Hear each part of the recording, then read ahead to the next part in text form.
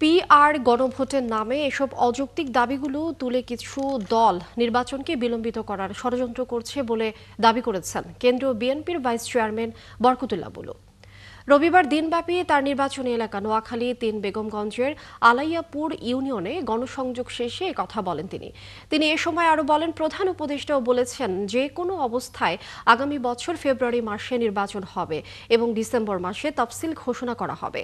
নির্বাচন না হলে বাংলাদেশের অস্তিত্ব থাকবে না এবং ভূ রাজনীতির ষড়যন্ত্র থেকে বের হয়ে আসার একমাত্র উপায় হলো নির্বাচন। এ সময় বরকতুল্লাহ বুলুর সহধর্মিণী ও বিএনপি নেত্রী শামীমা বরকত লাকী সহ দলের বিভিন্ন অঙ্গ সংগঠনের নেতৃবৃন্দ উপস্থিত ছিলেন। এই বিখ্যাত ক্ষণজন্মা পুরুষদের অতীত কৃতিত্বের কারণে আমরা এই বাংলাদেশ পেয়েছি।